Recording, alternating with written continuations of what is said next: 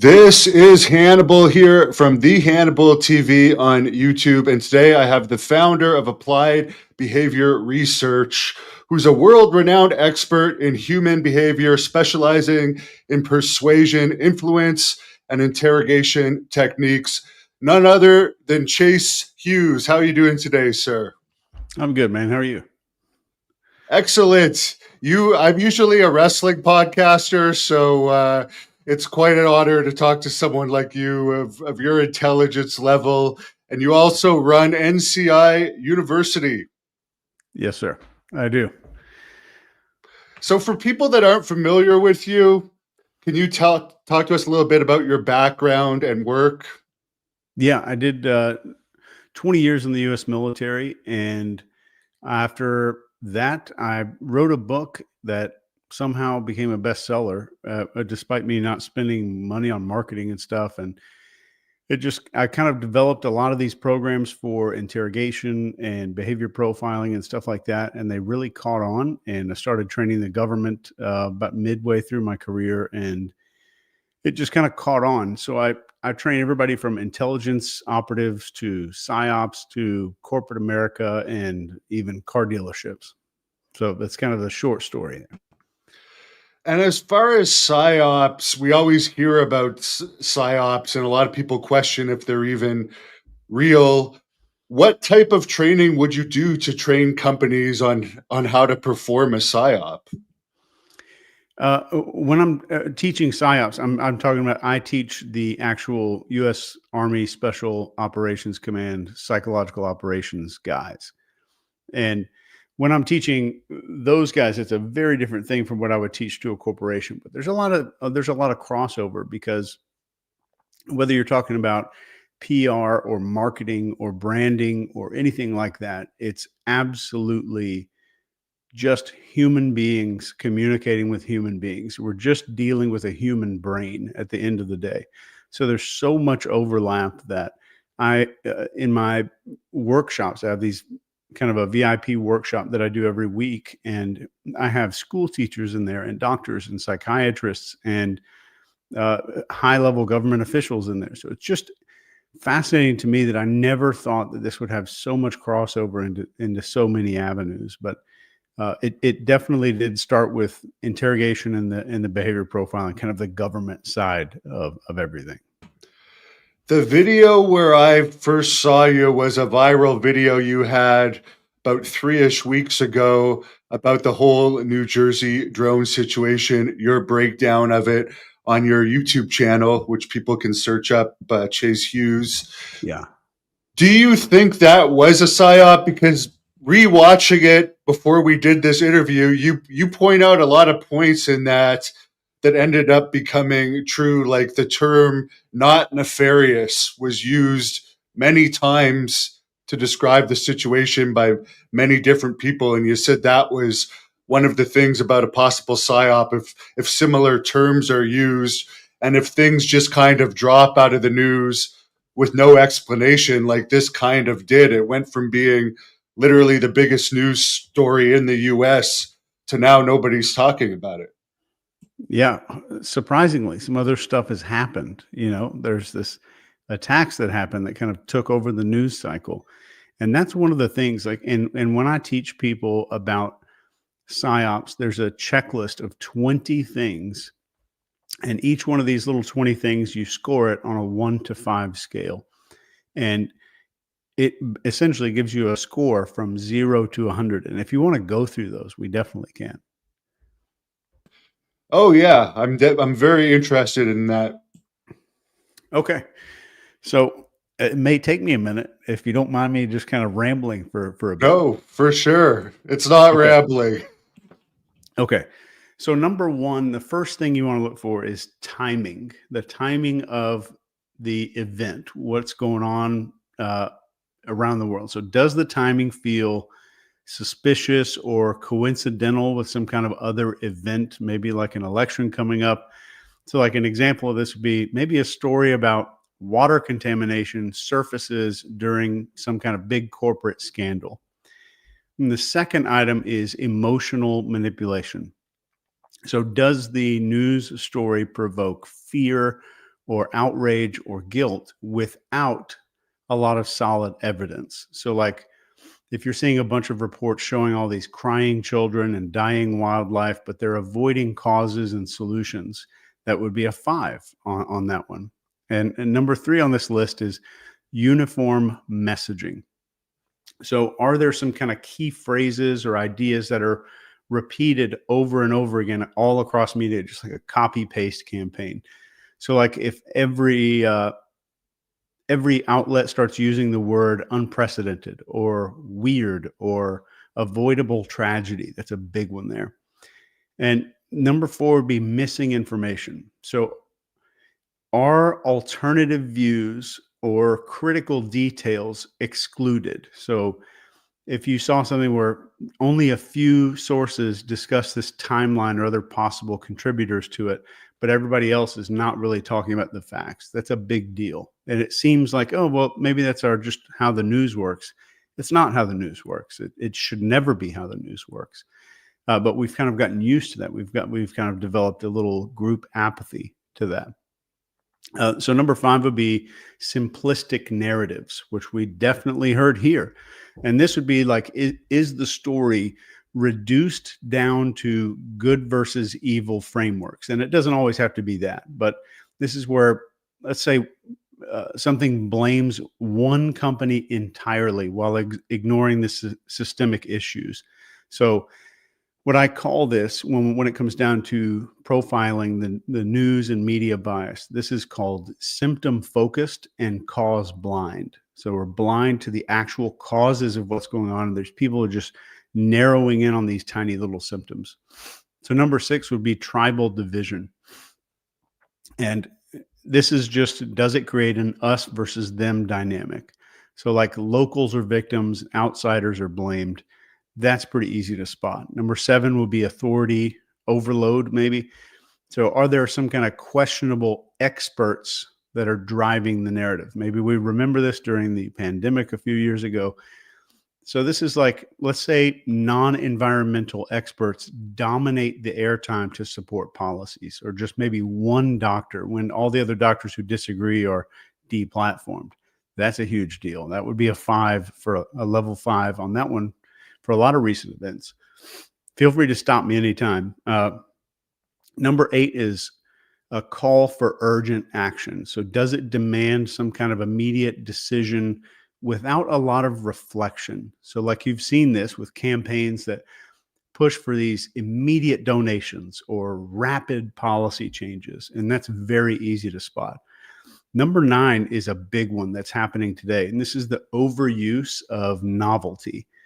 And is the event framed as shocking and unprecedented? So if the media emphasizes how shocking and once in a lifetime the crisis is, or they're presenting a whole lot of new stuff that is hard for us to wrap our head around because it's so brand new and we're not used to it, that's an overuse of novelty. And we know in psychology that novelty or things that are unexpected generate massive amounts of focus, which equals revenue dollars. But I'm not saying generating focus is a bad thing. That's social media's job. That's the news's job because they have to sell advertising.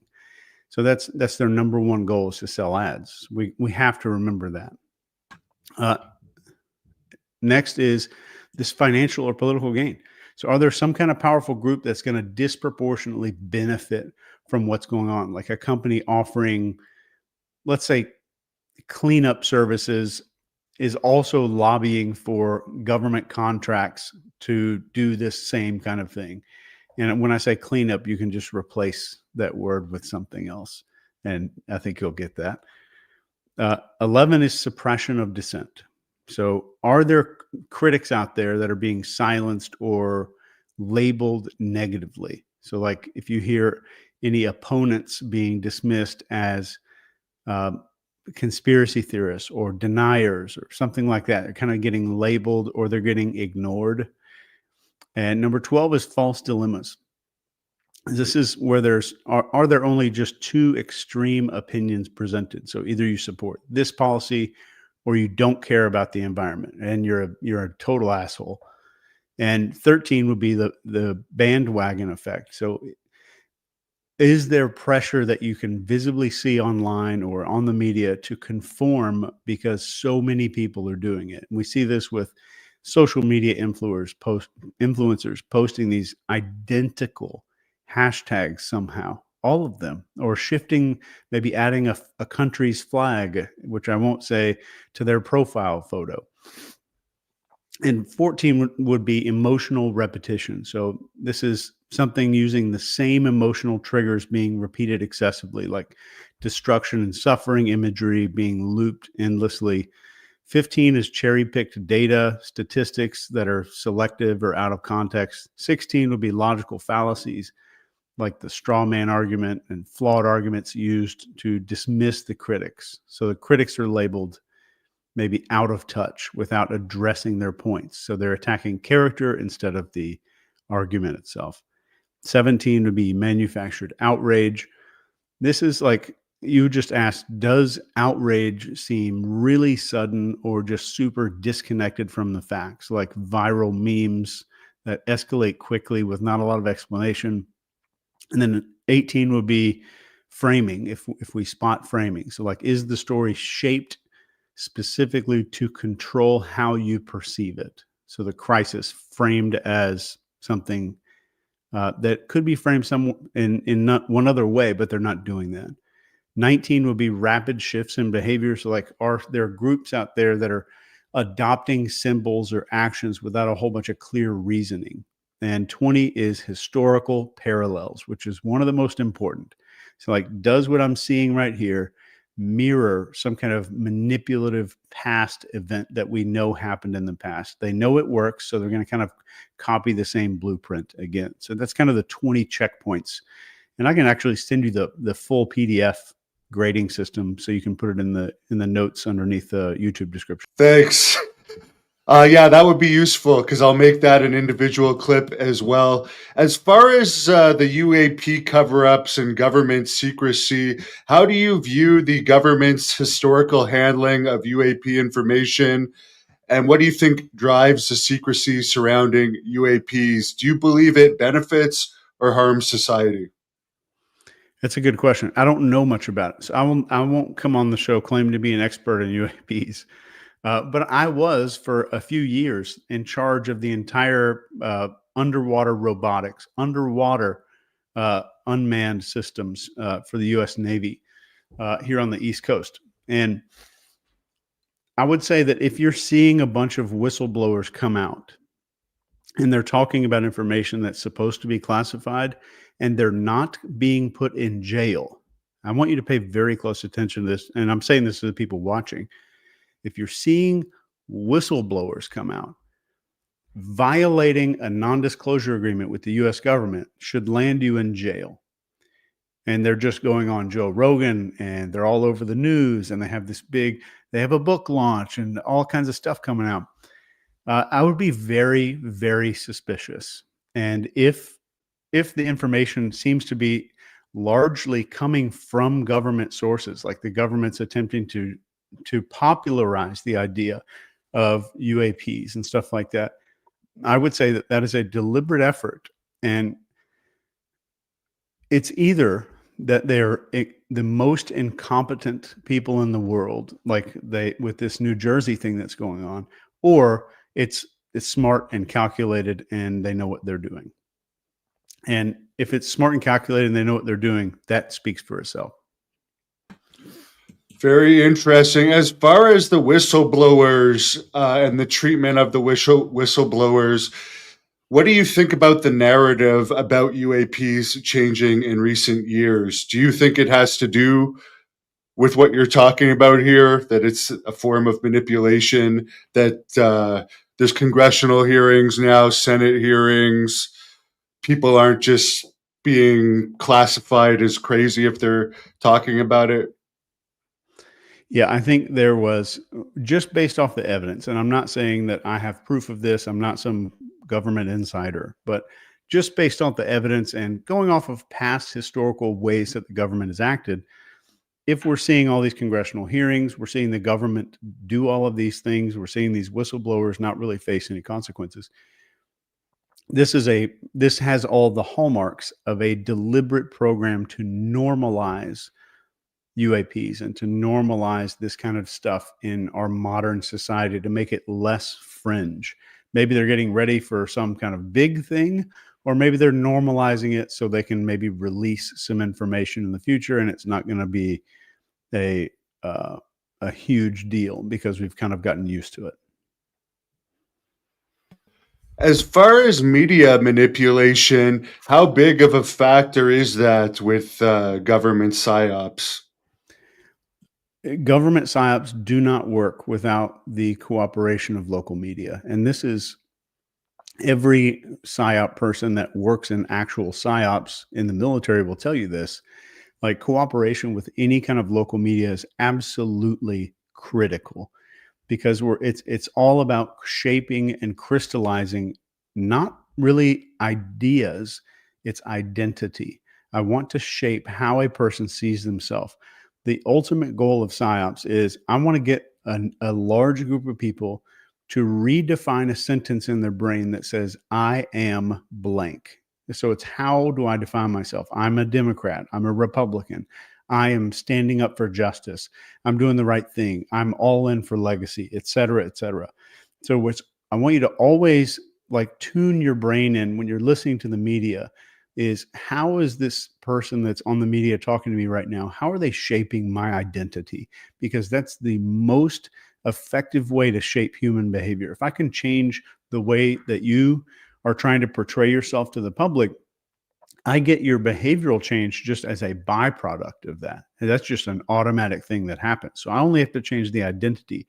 I don't need to convince you of a bunch of new ideas, because you adopt the ideas automatically when you start changing the I am statements there.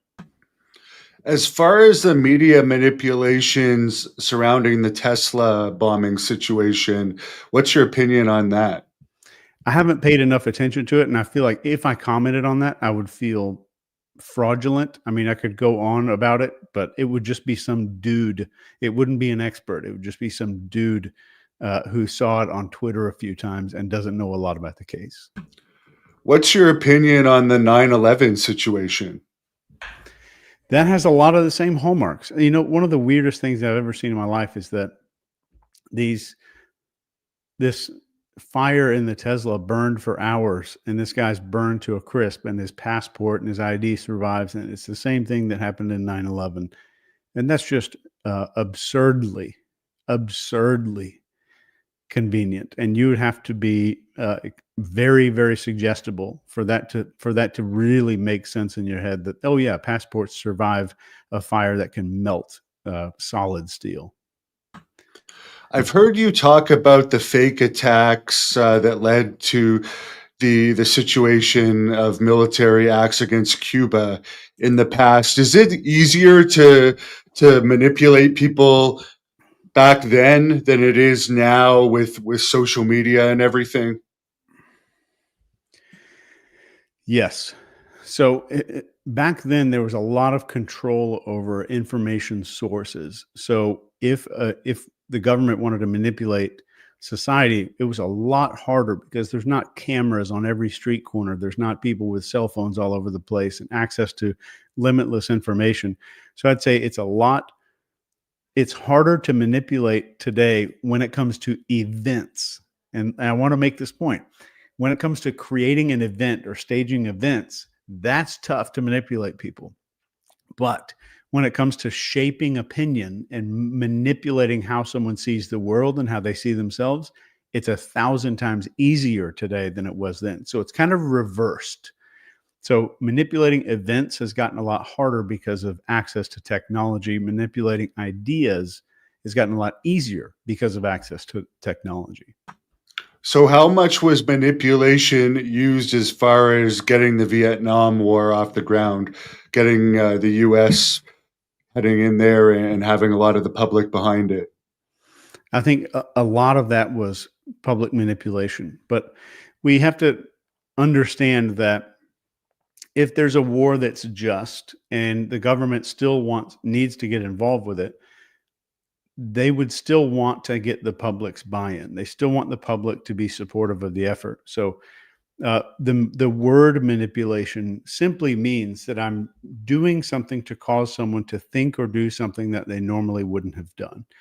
So at the end of the day, they really needed the support of the American people, whether it was a just war or not. I'm no expert on the Vietnam War.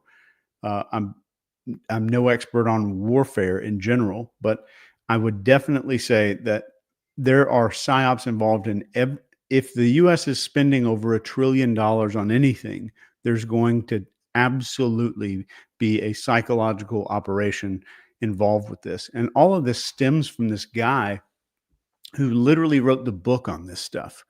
And he wrote this book called Crystallizing Public Opinion, wrote another book called Propaganda. And this is the same guy that changed the word propaganda to public relations to make it sound better. And this is the guy that was just the expert on psyops back in the day. And his name was Edward Bernays. And funnily enough, he was Sigmund Freud's nephew. And he's the guy who changed the Department of War to the Department of Defense. He's the reason that margarine is yellow. He's the reason that we eat bacon and think that bacon is part of American breakfast. He's the reason that women in the 60s and 70s smoked Virginia Slims and did it publicly and thought that they were expressing their freedom. And there's so many hundreds of little changes of our culture that were just shaped by that one dude. And that's what that all really stems from is I just identify these tiny little levers and I can make little adjustments on small levers and it changes the behavior of an entire society. And just the checklist that we went over, those 20 things, if you're watching this video and you just kind of write those down or maybe download the PDF if Devin puts it in the notes down below, just getting that into your brain will make you so much more effective at understanding what's truly going on and seeing some of this stuff really going on. You talk about mindfulness a lot. What could you tell us are some keys to having good mindfulness as a person? I think, man, I don't think I'm a mindfulness expert, but mindfulness comes down to perspective. Do I have enough perspective to be here in the present moment? And I'm not. So I think of it in terms of two different things. So like, am I too far thinking way too far ahead in the future? Am I stuck back in the past? Or am I zoomed way too down into what I'm doing right here where I'm neglecting everything around me? Or am I zooming out too much to where it's almost a nihilistic, nothing it means anything because everything's so small and insignificant. And I kind of want to stay in the middle of all of that. I want to be in the present and I want to be aware of what's going on around me. And I'm not talking about Mr. Miyagi kind of aware of what's going on around you. I just mean like aware of everything that's around me and kind of celebrating this little moment and just being here in the moment. And if there's one thing that social media is designed to do to your brain, and I tell you what, I'm an expert in brainwashing. And if there's one thing I'm terrified of, it's social media. And I'm not immune to it. I know everything there is to know about this kind of mass manipulation, and I'm not immune to it. But the key is that most people think, oh, I'm immune to it. I can resist it. And I can guarantee you on anything I got that your brain will never, ever win when it's facing up against a $1 trillion computer. That thing's going to win every time. So I would be terrified of especially short form social media because it's made to kind of it's ripping off your critical part of your brain where you can criticize or scrutinize what's really going on. It's made to rip that out of your head and make you extremely suggestible. So you'll see, and here's the pattern that you're going to see on social media. You'll see extreme fear, then you'll see a baby elephant video, then some sad video, then like a dog getting rescued or something like that. So it's up and down and up and down. And hypnotism. Then a dog getting eaten or a dog biting a pig to death. Yeah. Yeah. So it's extreme violence. Let me get that. So there's an animal inside of our brain, right? We call this the mammalian part of our brain. So I'm gonna pump that animal up and then take it back down. Pump it up and take it down. And professional hypnotists who hypnotize people for a living, they have a word for this, and it's called fractionation. So fractionation means I'm vacillating between a heightened state and a relaxed state. And if I can do that over and over again, it just means that I increase your level of suggestibility to astronomical levels where I can get you to do just about anything. And what are you going to do eventually? You're going to click on ads. You're going to spend more time on the platform or click ads. And those ads have only two things in common. So every piece of advertising you've ever watched in your life the goal is either A, make you compare yourself to somebody else, or B, make you feel like you are not enough. And that's it. So do you think that's why, for instance, on Facebook, you can't disable shorts? And some of these are actually quite disturbing to watch. And even if you say you don't want to see any of these anymore, they still come back. But in order to use Facebook, you're stuck watching these things. Yeah, absolutely. And some of those, and they'll say, "Oh, that one got past the filter." No, it didn't. The AI is really good. I can put an image of. I'm looking at my window right here. There's ice and snow everywhere, but I can upload a picture of my yard probably to AI, and it'll tell me what state I'm in. And you're saying it can't identify somebody like smashing somebody's head in with a bat on a video on Facebook, and their AI is a million times more powerful than probably what we have access to right now. It doesn't slip past the algorithm, and it's deliberate. As far as Project Bluebeam, I've heard you just mention that. What is that exactly?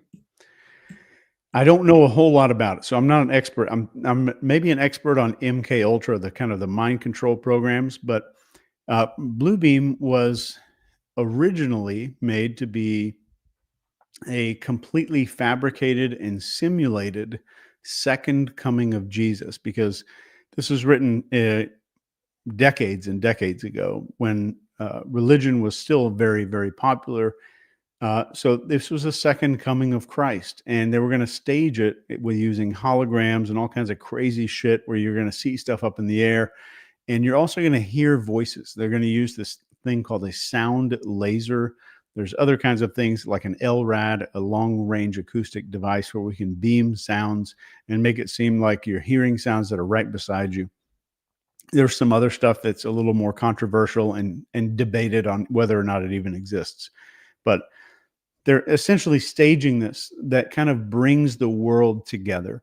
And if I can just create a common enemy or a common giant thing that everybody's sharing, I'm going to stop the wars, but I'm also going to kind of start issuing in this one world government or this centralized power. Maybe not a one world government, but a centralized power and centralized decision-making body.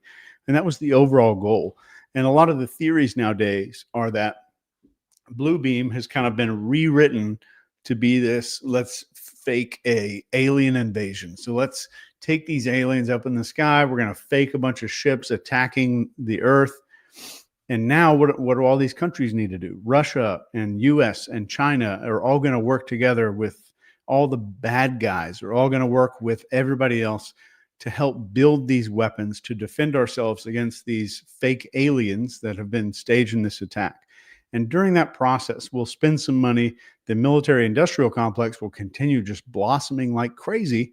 And there will be no more war, but we're still spending all of that military money. So we're stopping death. And some of the theories are saying like this is the way to start instituting a one world government. So we bring the countries together against a common enemy as the first line.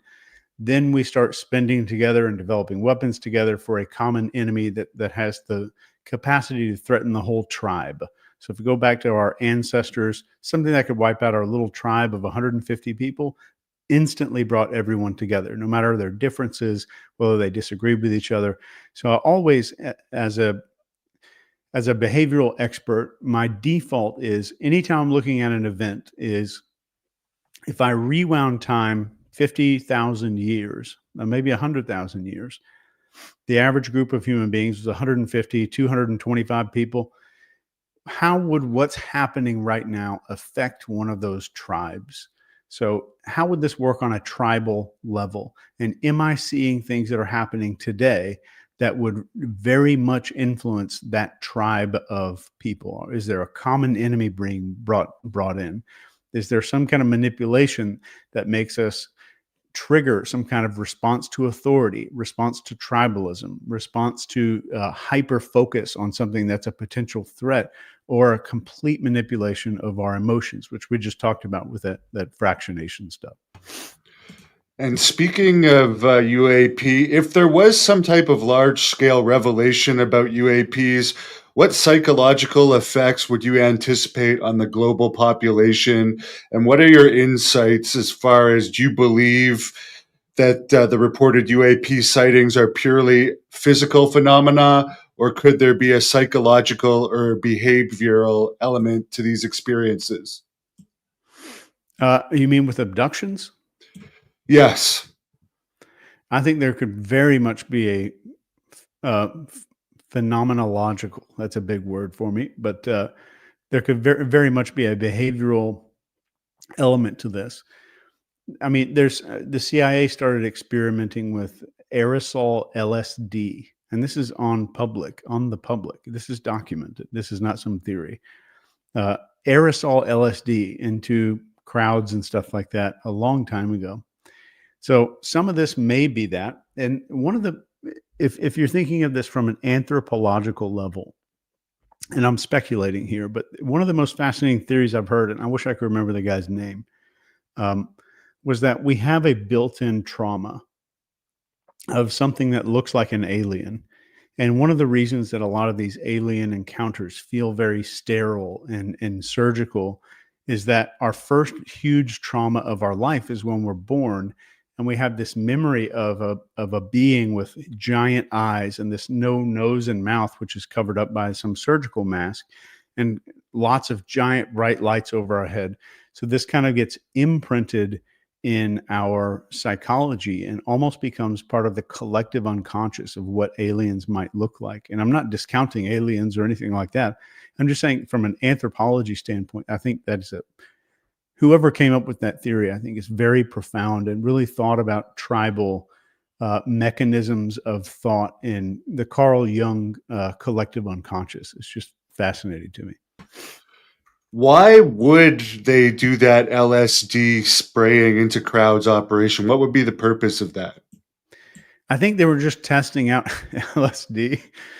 And I think it was a bunch of just wild mofos who were experimenting with stuff. This guy who was the director of the CIA, which was called the OSS back then, his name's Sidney Gottlieb.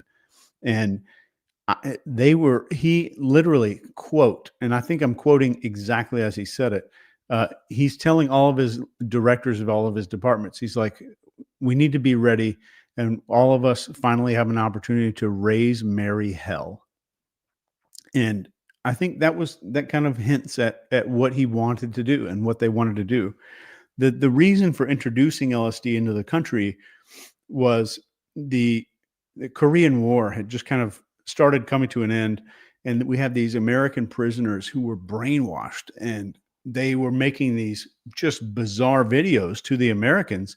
They would see these guys on video saying, I hate our country's bad, I renounce my citizenship, I know Americans are bad people, it's a bad country, all of this stuff. They're saying all of this on tape. And the Americans are seeing this and saying, holy crap, these Koreans have some technology that we've never heard of before. So this becomes a scare. And now we're not in a nuclear arms race. We're in a psychological arms race.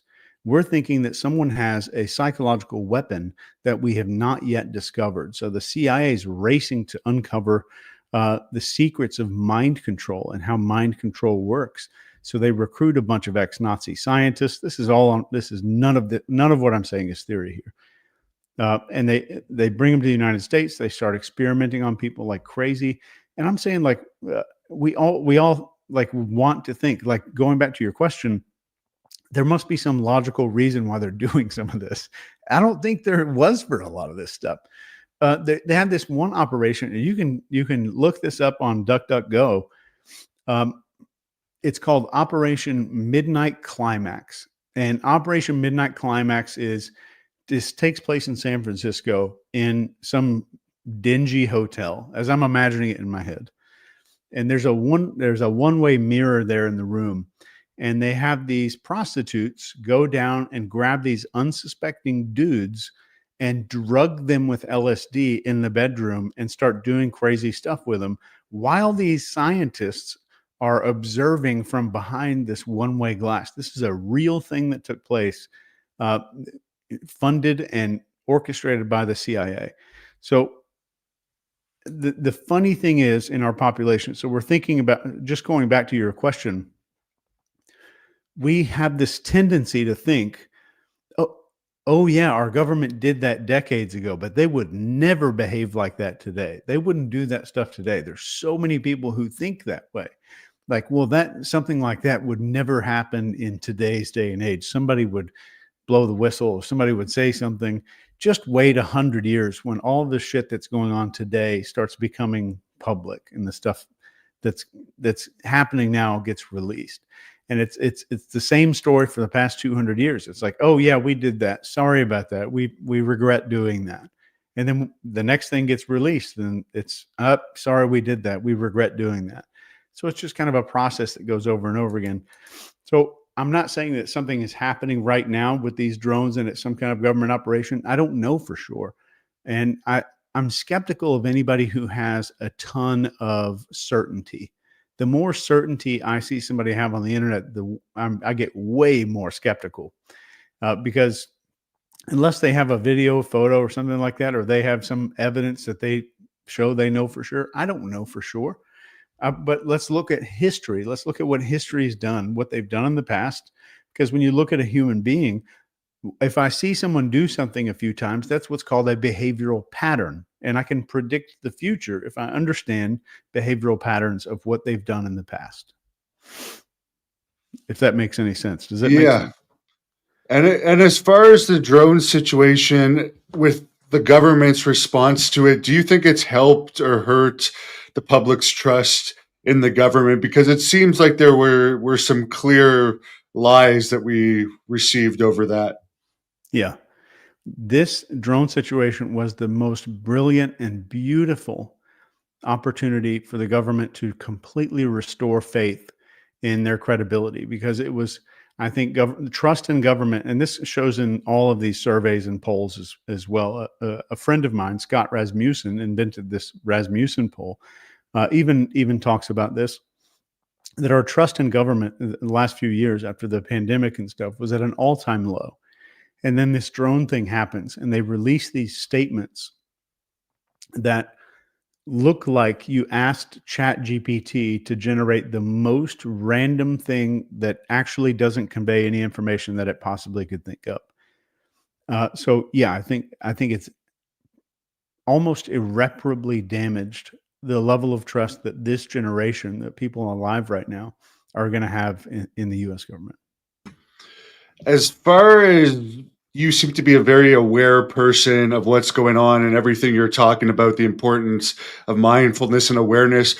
What are your thoughts on drugs and alcohol? Are you completely against them because they would mess up your ability to react with full conscious knowledge of what's happening? Or what do you think about those?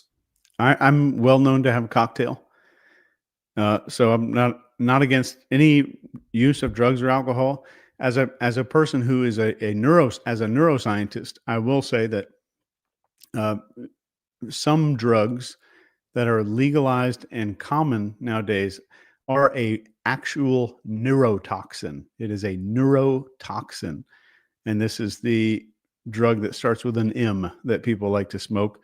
But the other drug that starts with an M, like psychedelics, I had brain disease. I had a very, I would say, bad brain disease a couple of years ago. I credit the only reason I'm here and I was able to cure my brain disease was through psychedelics. And I think psychedelics are one of the most amazing things that could happen to humanity. And as far as Johns Hopkins is concerned, even Johns Hopkins is saying that psychedelics are one of the most effective psychological drugs that have ever been tested in the history of the world. Very interesting. You mentioned MK Ultra. For those that aren't aware of it, I mean, I've heard Tennessee congressional representative Tim Burchett bring it up recently. The whole situation. What exactly was it? That's going to be a long one, dude. So essentially, the MK Ultra was the mind control program that happened after this Korean stuff, like with the mind control, psychological arms race. So it's a massive undertaking that had all kinds of sub projects like MK Search, MK Artichoke, Bluebird, Chatter, a whole bunch of other ones if you want to look those up. But it involved this extreme testing with hypnosis and LSD and all kinds of other mind control things, keeping someone awake, and sleep deprivation, more interrogation techniques. And then they did something called psychic driving, where they would dose somebody, like OD them on LSD for like months at a time. And these were just regular, everyday people. This happened in Canada. And they were so open about it that the Canadian government is paying them for their troubles, paying their families back. So, and some of these people lost their memories. They became incontinent and forgot how to use the bathroom and didn't know who they were. They thought they were 5 years old when they were 65. They did some crazy damage, and the benefits of MK Ultra have never really been published. Like, what are the benefits of that program? Those documents are still classified. So that's very interesting that whole program happened. But it was massive, and it took place all around the country, and it involved some crazy, crazy stuff that most people, I don't think, would really believe unless you really look into it. But it involved people like Sidney Gottlieb and J. Edgar Hoover, this famous hypnotist named Dr. Milton Erickson, who's the reason that hypnosis got accepted into the American Medical Association. So there's a ton of research on this online. And just overall, it was this massive government program that didn't just involve the CIA. It involved the United States Navy and all kinds of other government organizations to figure out, how do I control a person's mind? And towards the end of it, it was either Harvard or Stanford. I can't remember. This guy's name is Dr. Jorge Delgado. Starts inventing the first like Tesla neural chip, brain implants, and they're testing it on bulls. And then they started testing it on humans. I think he used it on a teenage girl. Dr. Delgado did. And it just kind of went off the rails. Like, there was no oversight. There was no public involvement in decision making. And the people in Washington, D.C., our representatives in Congress, I don't think many of them knew about this until this guy, I can't remember his first name, but his last name was Church, started this thing called the Church Committee, where he's yanking all these officials in and having them stand publicly before Congress and answer all these questions. And that's when all that came to a head. And also that's when all of those programs ended officially. What about Charles Manson's connection to that? Do you think there's any truth that he may have been one of the ones that were involved in that program? Everything that I've seen points to absolutely yes. I haven't seen official documents there, but I've seen his name mentioned in a lot of these documents, and he was very closely tied to and saw on a very regular basis this psychiatrist in California named Dr. Joylyn West. And that connection on its own is just, if it's not MK Ultra, it's the most bizarre thing I've ever seen in my life. So I definitely think that there was some MK Ultra involvement there. How much studying have you done as far as religions and their manipulation of people's minds? Not much. I spent most of my time kind of working on interrogation techniques. How do we get confession out of someone faster? How do we leverage all of that? So looking like researching these past events I know the techniques that they use, but not really what church it was or who did what or any of that. That was never a concern for me. So I'm the worst historian that you could ever have on your show. What are some techniques to get information out of people for someone like me as an interviewer? For you as an interviewer, I'll give you a great one right now, and that's called elicitation. And this is the art of getting information out of a person without asking any questions at all. And the steps are like, if the more sensitive that you want to get, the more sensitive the information is that you need, the less questions you should be asking. So if I asked you to go into a grocery store and then find out how much one of the employees makes per hour, that's going to be really difficult. Until I say, you just go up and say, hey, I just read an article online that you guys got bumped up to $28 an hour or something like that. And then they correct you. So now they weren't questioned about it. So now it's 10 times more comfortable for them to answer questions. So just using statements alone, I have an entire course on this, but the statements alone, like something called a provocative statement, where you summarize what somebody said, but using the word so, and you use the word, so as I understand it, you blank, blank, and blank. So you're making these statements. And the other one is this triggering a need to correct the record. And which is what we did with that income thing, finding out how much somebody makes. And this is like a 9-hour course that I'm trying to summarize here. And one of the other methods is just to use a little bit of disbelief. So somebody says X, Y, and Z, and you express a little bit of disbelief, like, there's no way, I can't believe someone would do that. It just seems like that is so far outside of how that person normally behaves. And they're correcting the record. So now we're not asking questions. We're using more statements than questions to get information out of another person. And I'll send you that course, actually, so you can take it. And I'll follow up and see if you can do it on the show. I think it's going to be cool. Oh, for sure. I'm very interested in that. And as far as your courses, could you tell us a little bit about what you offer and how they can help people? So all of our courses are designed to get someone up. There's the NCI University is completely revolved around 3 areas that determine success in life. And everything for the past 5,000 years has come down to human skills. Whether you're an entrepreneur, a business owner, a parent, a leader of a company, everything comes down to our human skills. And that evolves into 3 little areas. Area 1 is our self-mastery. How much am I truly a master of who I am as a person? Do I live the same off camera when nobody's looking as I am when I'm on camera? Am I the same human being? And do I have confidence? Do I have authority? Do I have gratitude and self-discipline and all of that? So the second part is observation. And this is our ability to read the room, to read the person that we're talking to understand our audience, to understand the buyer, the customer, the employee, the child that we're trying to parent. So that second part of the triangle is observation. And the third part is communication. And that means, do I have the ability to communicate in such a way that it's effective and that it inspires somebody to take action? Am I persuasive and influential in the way that I communicate to people? So everything at NCI, there's 4 certification levels. You can even become a certified behavior profiler at NCI.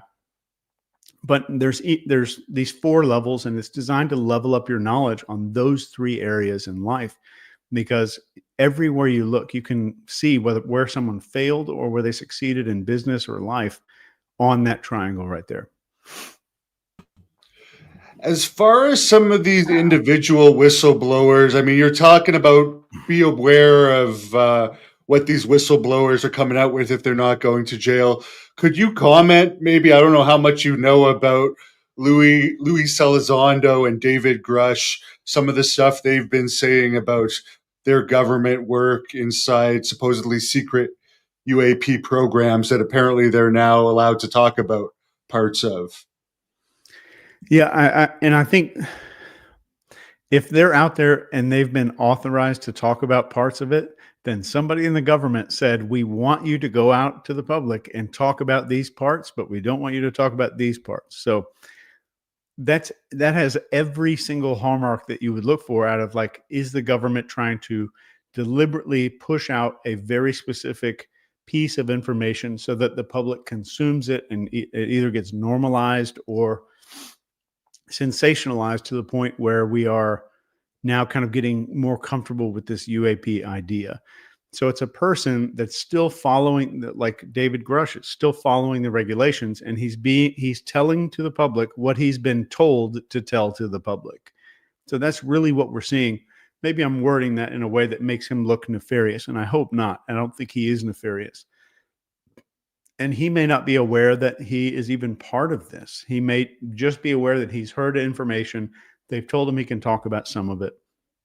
But if someone's only talking about what they're allowed to talk about, that's not a whistleblower, period. A whistleblower says, I'm opening all the doors up. I'm showing what's going on here.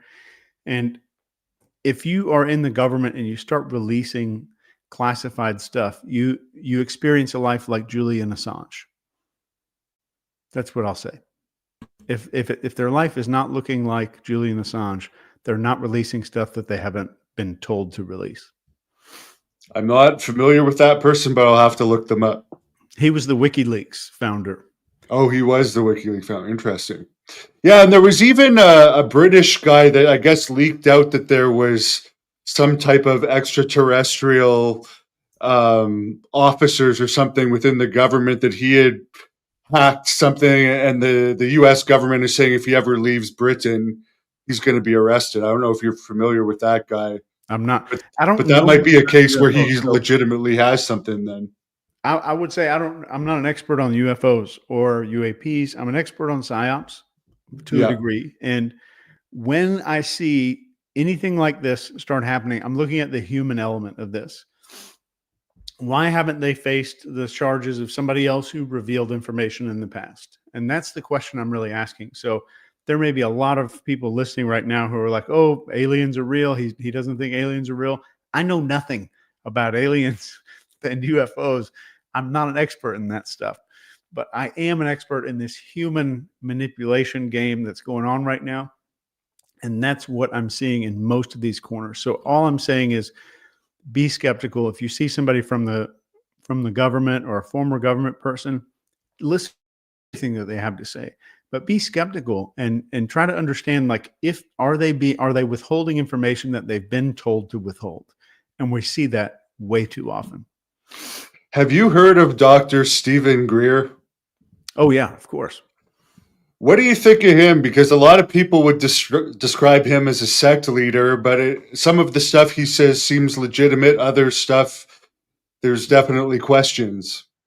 I think, to be very honest, I think I've maybe listened to him in the car on a podcast. Maybe it was on Joe Rogan or something like that. And I've just kind of listened to it in passing. He's saying all this stuff about anti-gravity technology, which is way over my head. I would not feel even remotely qualified to comment on it. I've watched him a couple of times, and from a body language and behavioral standpoint, 99% of what I've seen looks truthful, as in he believes what he's saying. Very interesting. Speaking of Joe Rogan, are you familiar with Mike Benz, the former official with the U.S. Department of State that also gets into PSYOPs? Yeah, I don't know much about Mike, but I think we have some mutual friends and stuff. I haven't watched that episode, so I'm sorry to say. I wish I had watched that episode so I could answer that question a lot more articulately, but familiar with him, and I think we have some mutual friends. As far as being able to just tell if someone's being deceptive or not, you mentioned you feel Greer is being truthful. From what you've seen, what are some of the telltale signs we should look for if people are being deceptive? One of the biggest is let's say, were you ever in a fraternity or anything? No. Do you have any cool stories from high school? Of course. How many times have you told them? Like 15, 30, 50, 100? Some of them? Some of them more than others. And I want you just to, like, think of one key story. And whatever it is that you've told over 50 times, when a normal human tells something that's truthful multiple times, the details of the story change and evolve over time. There's little things that get added to our stories, especially when they're truthful. When you hear somebody say the exact same story using the same verbs, the same adjectives, the same nouns, the same pronouns, every single detail stays the same forever. That is an indicator. It's one of the indicators that something might be rehearsed, or that there's an increased likelihood that someone's rehearsed a story and not experienced what was going on. Sorry, a big ass piece of ice just slid off my roof. Yeah, I heard that. You did. Yeah. Okay, last question here. As far as just interacting with people and I guess getting more people to like you or getting someone you want to like you, what are some examples you could tell us as far as manipulation? I would say let's call it leadership instead of manipulation. And I would say one of the key things that you can do with your entire life is learn to live in composure. So the more that you go into posturing, where I'm overarching how big I am, I'm puffing my chest out metaphorically, I'm speaking more loud than I'm supposed to, or than my voice actually is, and I continue to just puff out who I am, that's rooted in insecurity. And people aren't body language experts, but they can feel that. They get a gut feeling about it. And on the other end of that, we have something called collapse. And collapse is the opposite of posturing, where I'm kind of like, I'm going to make myself small so other people feel big. I'm going to collapse into these situations so that other people are not uncomfortable. I'll make myself uncomfortable for them to be comfortable. The posturing and collapse are both rooted in insecurity, and their motives are both hidden. I'm going to those are both manipulative. I'm going to posture to manipulate people into thinking that I am the alpha. I'm going to collapse into the situation to manipulate people into thinking that I'm harmless so they won't hurt me, or so I won't get into any drama or conflict.